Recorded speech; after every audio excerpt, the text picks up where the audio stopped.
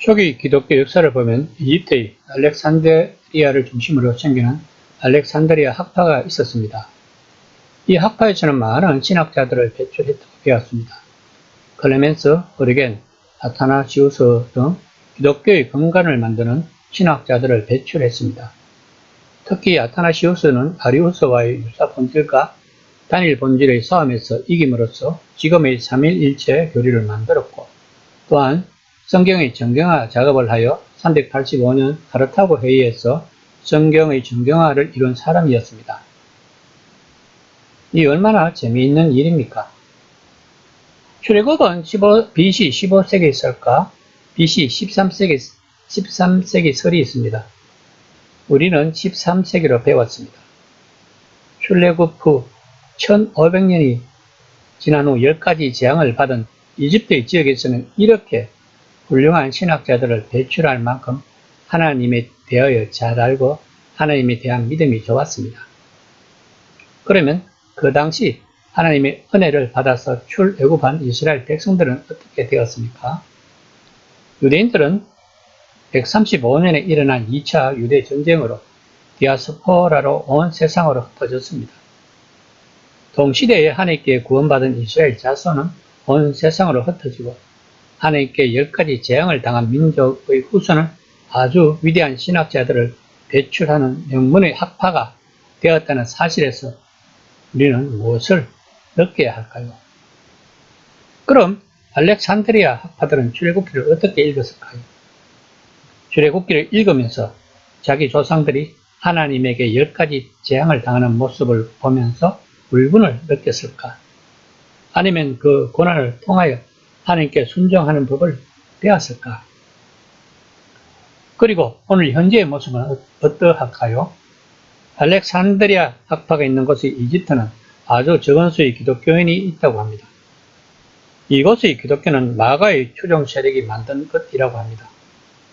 그러면 이스라엘은 어떨까요? 오랫동안의 디아스포라로 살아왔고 많은 고난을 당하면서 1948년에 다시 나라를 만들었습니다. 그리고 유대인들은 세계를 움직이고 있습니다. 역사를 알면 미래를 볼 수는 없지만 지경이 넓어진다고 합니다. 그래서 신학에서 사상사가 중요하고 목사 고시에서 교회사를 치는 것입니다. 인류의 역사가 종교의 역사인 것입니다. 오늘 본문은 드디어 마지막 재앙을 말하고 있습니다. 10번째 재앙을 일으키려고 9가지 재앙을 준비했습니다. 다시 말하면 그만큼 하나님께서는 기회를 준 것입니다. 지금도 하나님께서는 한 사람을 해심시키려고 얼마나 많은 노력을 하시는지를 알아야 합니다. 성경 말씀을 통하여 우리는 하나님이 이런 분치다 하는 것을 알아야 합니다. 이런 마음을 가지고 오늘 본문 말씀에 들어가고자 합니다. 12장 2절 말씀입니다. 이 달을 너희에게 달의 시작 곧 해와 첫 달이 되게 하고. 이 말은 출애굽하는 달을 그의 정월로 삼으라는 뜻입니다. 하나님께서는 기존에서 벗어나 새로운 원령을 제정하신 이유는 이제 이스라엘 백성은 하나님의 선민이 되었다는 뜻입니다. 이 달은 태양력으로 환산하면 대략 3, 4월에 해당합니다. 12장 3절에서 4절까지 말씀입니다. 너희는 이스라엘 온 회중에게 말하여 이르되 이달 열흘에 너희 각자가 어린 양을 잡을지니 각 가족대로 그 식구를 위하여 어린 양을 취하되 각 사람이 먹을 수 있는 분량에 따라서 너희 어린 양을 계산할 것이며. 6월절 식사는 가족 중심의 공동 식사였습니다. 1년 된 양이나 염소 한 마리를 먹으려면 최소한 10명이 필요했기 때문입니다. 여기서 가족 단위로 6월절 규례를 지키게 한 것은 가족은 하나의 혈연 공동체 집단으로서 여호와의 구원의 은총을 찬송하는 신앙 공동체라는 점을 강조하기 위함입니다. 5절 말씀입니다. 어린 양은 허먹고 1년 된 수컷으로 하되 양이나 염소 중에서 취하고 거룩하신 하나님께 바치기에 적절하고 완벽한 상태의 것이라는 의미입니다. 1년 된 양이나 염소는 그때가 신체적으로 가장 왕성한 때이고 가족 단위로 먹을 수 있는 적절한 고기의 양이 되었다는 것입니다. 수컷은 아마도 10번째 재앙이 장자이므로 그 사실을 상징하는 것이라고 신학자들은 이야기하고 있습니다. 6절 말씀입니다. 이달 열나흘까지 간직하였다가 해질 때 이스라엘 회중이 그 양을 잡고 왜 10일에 준비하여 14일까지 간직하라 했을까요?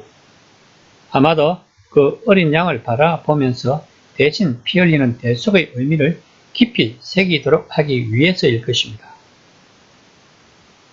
7절 말씀입니다. 그 피를 양을 먹을 집 좌우 문설주와 안방에 바르고 피는 생명을 상징하는 것으로 희생 제사의 중심이 됩니다. 따라서 이 의식은 이스라엘 집의 모든 생명이 대속의 은총으로 구원받았으니까 또한 그 생명이 하나님께 바쳐졌음을 상징하는 의식이었습니다. 12장 8절에서 9절까지 말씀입니다.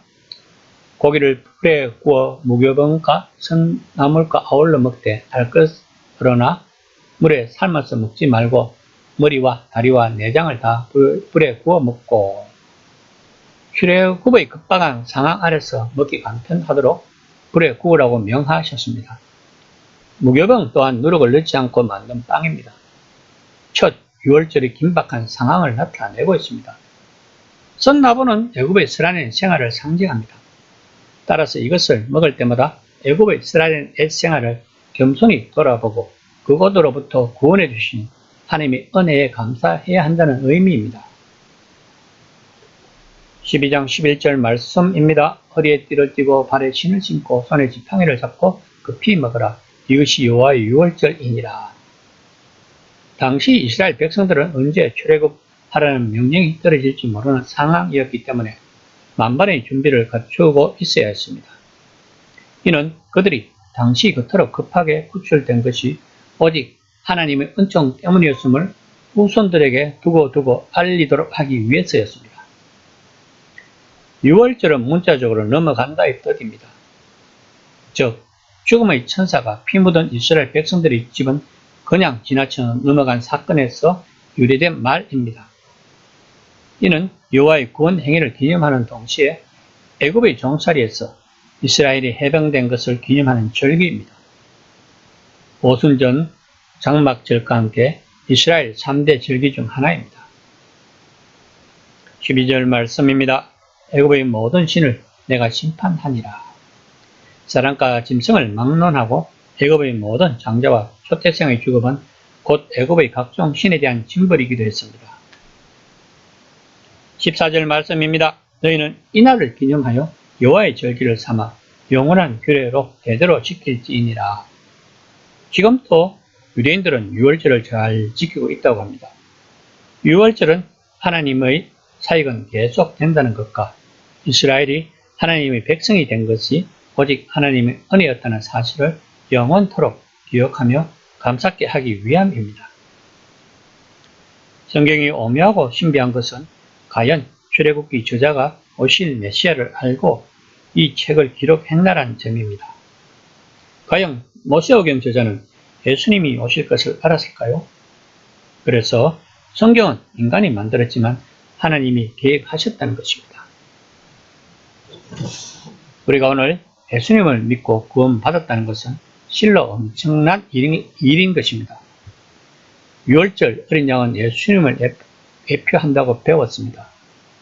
우리는 예수를 믿으면 구원받는다고 하는 단순한 말씀만 가지고 신앙생활을 하는데 구약 성경의 이런 사건을 통하여 우리가 알아야 할 것은 하나님의 위대하신가, 그런 위대하신 하나님이 우리를 구원하셨다는 것입니다. 우리는 그 시대의 이스라엘 백성인 것입니다. 그 마음을 가지고 오늘 본문을 읽어본다면 얼마나 스릴이 있는지 모릅니다. 우리의 구원은 가볍지가 않다는 것입니다. 우리의 구원은 어떻게 이렇게 역사가 깊다는 것입니다. 그리고 앞으로도 영원히 하나님의 구원은 이루어지고 있다는 것입니다. 이런 사실이 이 시간에 다시 한번 하나님께 감사 기도를 드리게 됩니다. 하나님, 나를 구원하여 주셔서 감사합니다.